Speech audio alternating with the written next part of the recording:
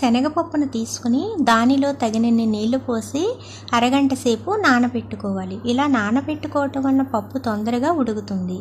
నీట్గా వాష్ చేసుకున్న తర్వాత చూడండి, ఈ గ్లాస్ నేను కొలతగా తీసుకున్నాను. ఏ గ్లాస్తో పప్పును తీసుకున్నానో అదే గ్లాస్తో 2 గ్లాసుల వాటర్ వేసుకోవాలి. ఇలా వేసుకుంటే కరెక్ట్గా వాటర్ సరిపోతుంది. ఇప్పుడు దీనిపైన కుక్కర్ మూత పెట్టుకోవాలి. ఏ గ్లాస్తో పప్పును తీసుకున్నానో అదే గ్లాస్తో 2 గ్లాసుల రైస్ తీసుకున్నాను. తగినన్ని నీళ్లు పోసి ఒక 5-6 గంటలు నానబెట్టుకోవాలి. నేను మినపప్పును కూడా అదే గ్లాస్తో 1 గ్లాస్ తీసుకున్నానండి. వీటిని ఒక 6 గంటలు నానబెట్టి నీట్గా వాష్ చేసుకున్నాను. ఇప్పుడు కుక్కర్ని గ్యాస్ పైన పెట్టి 5-6 విజిల్స్ వచ్చే వరకు ఉడికించుకోవాలి. ఒక 6 విజిల్స్ వచ్చిన తర్వాత నేను మూత తీసి చూసుకున్నాను. 6 విజిల్స్ వచ్చిన తర్వాత సిమ్లో పెట్టి ఒక 5 నిమిషాలు అలా వదిలేసానండి. అప్పుడు పప్పులో ఏమైనా వాటర్ ఉంటే పూర్తిగా డ్రై అవుతుంది. కొన్ని పప్పులు తొందరగా ఉడుకుతాయండి, కొన్ని తొందరగా ఉడకవు. వాటిని చూసి మీరు ఉడికించుకోవాలి. చూడండి, పప్పు ఇలా మెత్తగా ఉడికితే సరిపోతుంది. మనం చేతితో పట్టుకుంటే ఇలా పిండిలా అయిపోవాలండి. ఇలా అయ్యే వరకు మనం ఉడికించుకోవాలి.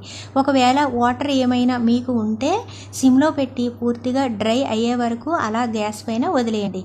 దీనిపైన అప్పుడు మూత పెట్టే అవసరం లేకుండా చేసుకోండి. ఇప్పుడు ఒక మ్యాషర్ తీసుకొని ఇలా మెత్తగా మ్యాష్ చేసుకోవాలి. ఇలా మెత్తగా చేసుకుంటేనే పూర్ణం చాలా బాగా వస్తుందండి. అలాగే తినేటప్పుడు టేస్టీగా కూడా ఉంటుంది.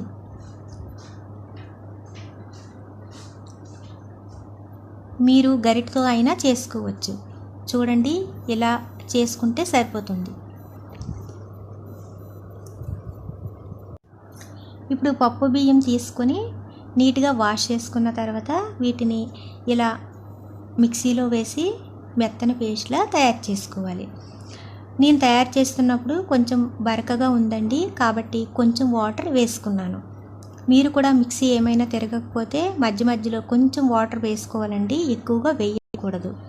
మెత్తని ఫైన్ పేస్ట్లా అయ్యే వరకు మీరు మిక్సీ చేసుకోవాలి.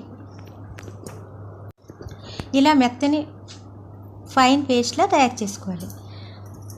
నేను ఇలా 2 సార్లు వేసుకొని తయారు చేసుకున్నానండి, ఎందుకంటే ఒకేసారి మిక్సీ తిరగదు కాబట్టి.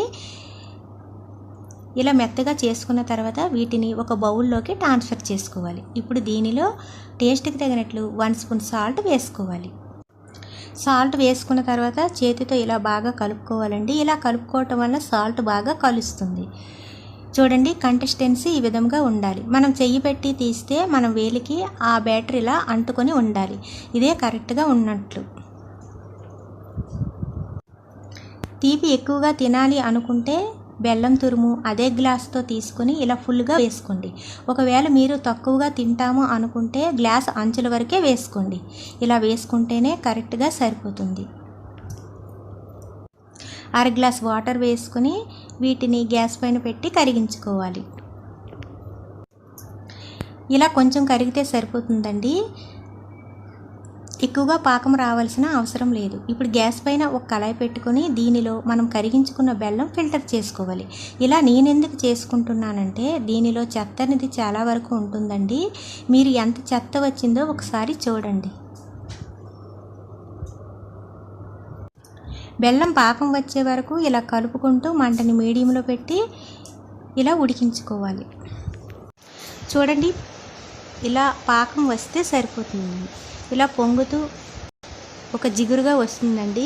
ఇలా వస్తే సరిపోతుంది. ఇప్పుడు గ్యాస్ని సిమ్లో పెట్టుకోవాలి. మనం ఉడికించి మెదిపిన పక్కన పెట్టుకున్న పప్పును ఇప్పుడు ఈ పాకంలో వేసుకోవాలి.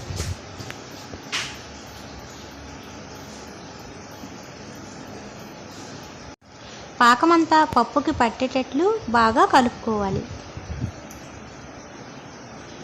టేస్ట్కి అయినట్లు దీనిలో 1/2 స్పూన్ సాల్ట్ వేసుకోవాలి. ఎక్కడ బెల్లం కరెక్ట్గా కలవలేదు అనిపిస్తే ఇప్పుడు వీటితో బాగా మ్యాష్ చేసుకోవాలి.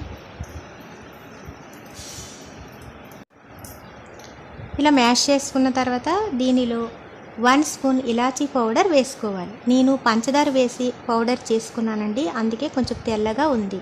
ఇలా వేసుకున్న తర్వాత మరొకసారి అంతా కలిసేటట్లు బాగా కలుపుకోవాలండి. ఇలా కలుపుకున్న తర్వాత గ్యాస్ని బంద్ చేసుకొని మనం వీటిని ఒక పళ్ళెంలో వేసి చల్లారి పెట్టుకోవాలి.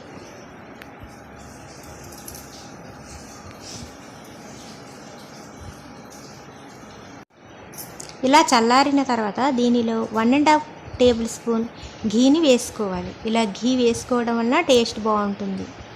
అంతా కలిసేటట్లు ఒకసారి బాగా కలుపుకున్న తర్వాత వీటిని చిన్న చిన్న బాల్స్లో చుట్టుకోవాలి. మనకి నచ్చిన విధంగా చుట్టుకుంటే సరిపోతుంది.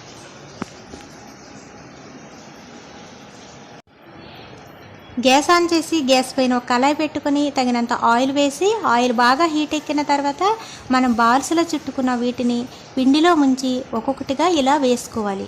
నేను పిండిలో ముంచి తీసిన వీడియో క్లిప్ మిస్ అయ్యిందండి, కాబట్టి మీకు చూపించలేకపోతున్నాను. ఇలా ఒక్కొక్కటిగా వేసుకున్న తర్వాత కొంచెం గోల్డెన్ బ్రౌన్ కలర్ వచ్చిన తర్వాత ఇలా రెండో వైపు టర్న్ చేసుకోవాలి. మంటని మీడియంలో పెట్టి ఇలా కలుపుకుంటూ ఫ్రై చేసుకోవాలండి. గోల్డెన్ బ్రౌన్ కలర్ వస్తే సరిపోతుంది.